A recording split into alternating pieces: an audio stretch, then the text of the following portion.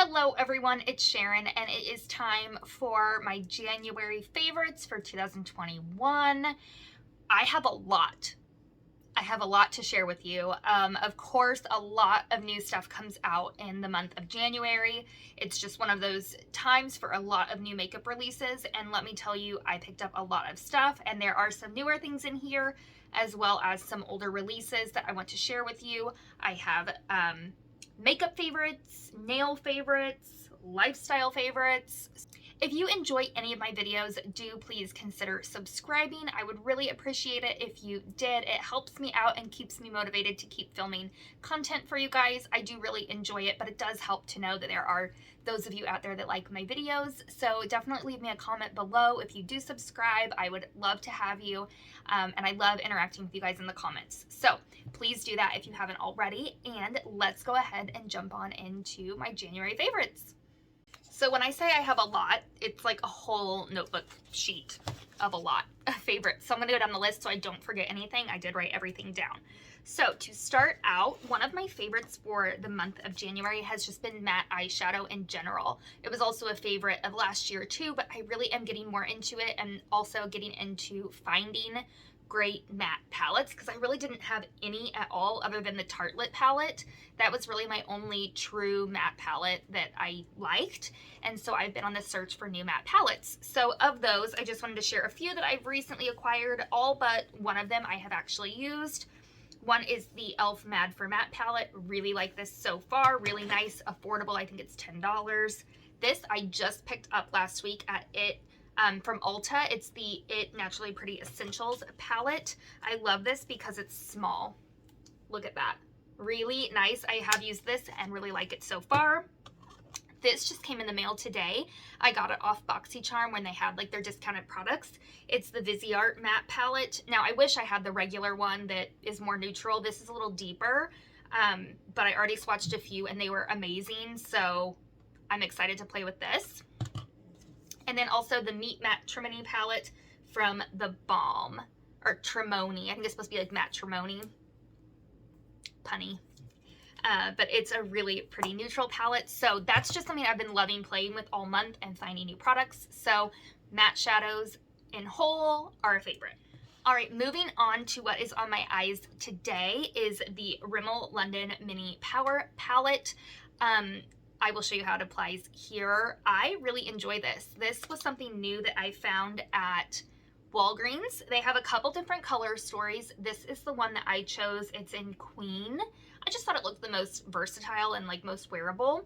Now this shade right here is the one that I don't use, and it is the Lip and Cheek Topper. I don't typically use products like this. It's kind of waxy, not my cup of tea. It already has eyeshadow fallout in it, if you can see that there, which I think is kind of gross. This is supposed to be like the cheek highlighter. I really use it on the lid as well. As you can see, I mixed them together to get my lid shade today. So it's just a really nice palette for an everyday look. It's really concise and simple and you can't mess it up. So I really enjoy this. I think the quality is there. All right, next is new from Wet n Wild, and it is their Glass Correct Primer Base. You will see how it applies here. I love this. This is a fabulous dewy primer. It's in the Brighten shade. They have several. I also got the green one that's for redness. I haven't used it as much. Right out the gate, I didn't love it as much as I loved this one. So if you were debating which one to get, I would get this one. It's really, really nice. And then to go along with that, I got the new Wet n Wild Tinted Hydrator. Mine is in the shade Fair. I absolutely love this for a really quick foundation look. It just applies beautifully. It looks really nice. The Fair shade does seem to match me pretty well once it's on with everything else. I think it's a pretty good shade match, and it's like $6, so you can't beat that. I think this is really, really nice. The coverage is definitely there for a tinted hydrator. All right, next is something that was suggested to me by Sandra Dee here on YouTube. I will have her channel linked below. I've talked about her before. She is the one that I first heard talk about this, and this whole year, well, the past year of 2020, I really started discovering lash primers that I'd never really used before, but I really got into them in 2020. And so when she mentioned the CoverGirl Lash Blast Primer, I really wanted to try it. Love it. It makes every single mascara look that much better. I just think it is wonderful. It's not as thick and wet as some lash primers. As you can see, when I was applying it. It's actually almost kind of hard to see on some of my lashes. You really have to build it up to really see the primer, but it just does such a great job at volumizing and lengthening, and I just think I have not had a mascara look bad with this primer, I will say that. I think it's really great and drugstore, so it's given the Essence Lash Princess one, not Lash Princess, but the Essence primer, a run for its money for sure. All right, next is something I did a whole dedicated video on, so it won't be a surprise if you're watching any of my videos. It is the e.l.f. Lash It Loud Mascara. Absolutely love this. I think it's a dupe, but better than the Benefit They're Real Mascara. It's got that rubber wand with kind of that spiky end, but it's not as intense as the one with Benefit. I just think this is a fantastic product. I absolutely love it. I've used it so much in the month of January. I cannot say enough good things about this mascara. All right, sticking along with mascara is the Thrive Liquid Lash Extensions. I have mentioned in a previous video that this is a fail, that I don't like it. I found a way to use it because it's expensive. I didn't want to just throw it away. It's still a good mascara. I use it on my lower lashes, and now I do not have smudging under my eyes. I couldn't figure it out. My left eye just tends to water in this outer corner no matter what I do. I think it's just something about my eye shape or something, because my right eye really doesn't water, but the left one always does. And no matter what products I use, what primers, what mascaras, whether they're regular or waterproof, they always smudge under my lower lash line. And I thought for sure it must be, you know, what liner I'm wearing, but no. As soon as I started wearing this mascara on the lower lashes, it does not smudge. It's because it's a tubing mascara, so it doesn't smudge at all. I have not had any black smudges under my eyes since using this, so it's becoming a holy grail under eye mascara for me. Love it for that. All right, next is from Flower Beauty. It is their Fiber Fix Brow Gel, I guess you would say. It's a fiber product. I compare it to the Benefit Gimme Brow. It's got little fibers on the wand. It's the exact same brush as the Gimme Brow. Sorry, my brain farted there. I love this. I think I will purchase this over the Gimme. I will purchase this over the Gimme Brow for sure. I think it is really nice and it's affordable. I do think mine is a little bit dark. I have mine in brunette. I might get the one for a blonde next time, especially since I went a little bit lighter with my hair appointment this last week. So when I repurchase, I think I'll get the blonde, but I really, really like this. If you like the Gimme Brow, try this. You did see that I brushed through with a spoolie after. It is a little bit wet, so I do find if I just brush through with a spoolie really fast, it just distributes the product that much better. All right, and then on my lips, I am wearing the MAC lip pencil in Soar. I have been loving this as an everyday lip color just by itself without any gloss or anything like that, because I do have my Invisalign, like many of you know. So I can't wear a typical gloss or lipstick because it will rub off on my Invisalign, and then it doesn't just brush off like it does on your teeth. It sticks. It's really hard to get it off. But lip pencils are really great, and this shade in particular I have just been absolutely loving as an everyday lip color. All right, next is a hair product, and that is from the Moroccan Oil brand. It's their dry shampoo. I heard about this product from the YouTube channel Our Time of the Month, and I really love them. I've talked about them before, and pretty much every time they recommend something, I want to try it, and I usually like it. So I've come to really rely on their videos. They talked about this dry shampoo and that it was great. It didn't leave residue. It really felt like it cleaned your hair, and it does. I love this. The other one I've been using a lot recently is from Living Proof. I like this better.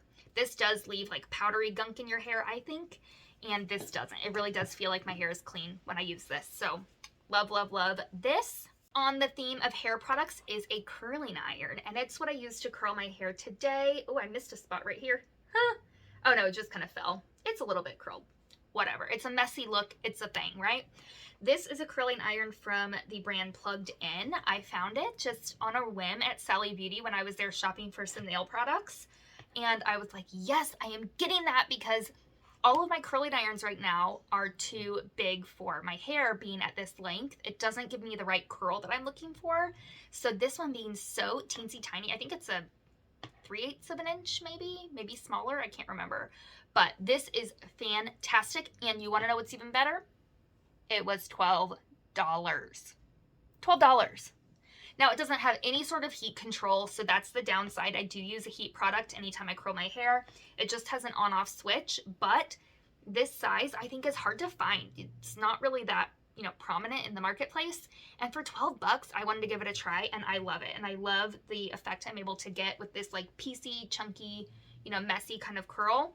This gives it to me, so absolutely love it. If you have shorter hair like me, definitely try this out. Like I said, I got it at Sally Beauty Supply, $12. All right, next is a nail product, and that is the gloss strips from Dashing Diva. I have talked about these before on my channel.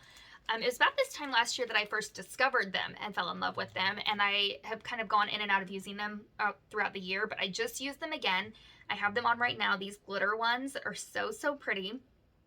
And I have all these packages. I actually have a couple more. These were just my favorites that I wanted to show you because they're all relatively new. This is a really cute Valentine's design. So I think this weekend I'm going to switch out my nails into these since Valentine's Day is just around the corner. And then I love these for like springtime. I saw them new at Ulta and grabbed them. So, so pretty. And then this one, oh my gosh, I cannot wait to wear this. This beautiful bright blue, and this is like marbled with gold. So pretty. I just love these. They take a minute to put on because you do have to file off the ends, but it doesn't take heat or anything, so I just did them in my bed while I watched TV. Really easy. You don't got to worry about spilling nail polish or curing anything with a light, but these really last. They don't peel, they don't chip. Amazing. Cannot say enough good things. If you've been on the fence, give them a go. I find them at Ulta. They had a really great selection the last time I was there. Sally Beauty also has them. A lot of times they have the fun like seasonal ones. They have them in good stock there. But yeah, those are the two places I really find them, especially the really great new designs. So check them out for sure. Okay, I'm going to go on to beauty fails before I jump into my miscellaneous kind of more lifestyle-y favorites. For fails, I actually have quite a few this month, which is kind of sad, but also good because that means I've been trying stuff. So let me just show you those right now. Okay, first is the new bronzer from Physicians Formula. I've talked about this already on my channel this month. It smells horrible. It smells like grandma floral perfume, and I can't handle it. I'm sensitive to smells, and this is too strong. I do not like it. Now, you don't smell it once it's on your skin, but just even applying it, I can smell it, and I just hate it. So for that reason and that reason alone, I'm not using this product. Nope. I'll see if a friend wants it that's maybe not as sensitive as me, but because of that, I don't like it. So if you're sensitive to smell, beware. Stick with the coconut one. It's way better. All right, now I'm really sad about this to include in my fails, but it really is a fail. And those are all of the new palettes from Wet n Wild and the Color Icon series. They're a fail, all in all. What I like about these palettes is the mattes. The mattes are really beautiful pretty much all across the board in all the different shades that I tried, because I did pick up a lot. This is not all the ones that I own. This was just a quick highlight of what I have. But the shimmers is where they fell short. They are so hard pressed. Don't even try applying them with a brush. Don't even try it. You have to use a finger if you get them. And even then, it's just like, meh. There's better out there. Their old formulation, so much better. These just really fell flat, and I'm really sad about it because I wanted to love them, because Wet n Wild is like the first brand I ever bought with my own money because it was affordable. So I have a soft spot in my heart for Wet n Wild, and they have a lot of great products that I love, but these really did fall short, and I'm just so sad about it. So just be aware. Now, it's not a huge investment, so if you get them, you know, it's not like you spent $50 on a palette. They're like $3, and that's a great price, but just know the shimmers fall short. The mattes are pretty good. I wish they were an all matte palette because that would be great. The mattes were all really, really great. Shimmers really stunk all across the board, every single palette. It's like something about the formula. They're just not good. All right, and another bronzer. Man, I'm hating on Wet n Wild, and I hate that because I love them. But this bronzer here, I forget who I heard talk about it, but I think I just bought the wrong shade. I had to buy it online because it wasn't in stock in my Ulta. So I bought this online, and it's the Reserve Your Cabana bronzer. This is so light. You can't see nothing. It looks like a face powder. It looks like the same color as my skin. How is that going to bronze anybody? Ridiculous. All right, another eyeshadow fail is from Revlon. It's this 4-pan palette here. I wanted to love this because it's gorgeous, but again, it just kind of fell flat. It's not terrible. but I don't know that I would recommend buying it because it's not cheap either. It doesn't excite me when I use it. It's kind of dry. You'll see here. There it is swatched. So they're pretty, but I just think there's better out there. Revlon just kind of struggles with shadows in my opinion. And I wanted to love these. My doorbell rang. I wanted to love these, but it just fell short, in my opinion. I'd save your money. Okay, one last fail, and that is from Hourglass. I actually don't have the product with me because I returned it because it was too much money to keep. I should have waited a couple days and included it in the video, but can't do that now. Sorry, already returned it. I'll pop up a picture here. It was dry. It was this concealer from Hourglass. My Ulta recently started carrying Hourglass products. They had a little end cap of it, and I was so excited to see Hourglass. I haven't really tried a lot from them because it's not readily available, and I don't have a Sephora now close to me, so I can't shop at Sephora, and I really don't like to online either. So the fact that Ulta carried it, I was really excited to try some things. So I picked up the concealer because I remember Jessica Braun talking about that she really liked it, and I thought I'll give it a try. Didn't like it. Tried it a few times. Did not like it. It was dry. Looked awful. I tried it for one of my light makeup days where I'll just do concealer under my eyes, my nose, my chin, forehead, and it looked terrible. Terrible. Hated it. It was $34, so I returned it. All right, on to the rest of my favorites. I did forget one earlier in my beauty favorites, and that is this brush here from Wet n Wild. So there's some redemption Wet n Wild. I love this brush. This is actually their highlighting brush, but I use it for blush, and it just applies it so beautifully. It's such a soft bristle brush. It diffuses blush so nicely. I just absolutely love it for that. I kind of want to try it out for bronzer too, because I think it would probably do a good job with that as well. And it's like $6, so you can't go wrong. So way to go, Wet n Wild. Love this. Love, love, love. New favorite blush brush for sure. All right, on to my non-beauty favorites. Some of them are, yeah, they're lifestyle favorites. Some of them are semi-beauty related, so let's hop on into those. All right, the first is a perfume, which I very rarely talk about on my channel, but I do on occasion. I'm already halfway done with this. It's just like a sample squeezy, not sample, but like the travel size, you know, and it's a spray. It's a spray. This is from Ellis Brooklyn in the scent Sweet. This is the most beautiful musky scent. I just absolutely love everything about this perfume. A coworker had it, and I went for like 2 weeks with smelling her and how good she smelled, and I was like, I need that. It's not cheap. This right here was like $35, and to get a full size, it's like $105. But it smells really good. Like, it's given Viva La Juicy a run for its money, and that's been my favorite perfume for years and years, and I think I like this better. It's really nice. Really, really, really nice. If you like scents like Viva La Juicy, you would like this. Absolutely, 100% hands down, you would like it. I think I'll spray some now. I don't have any perfume on.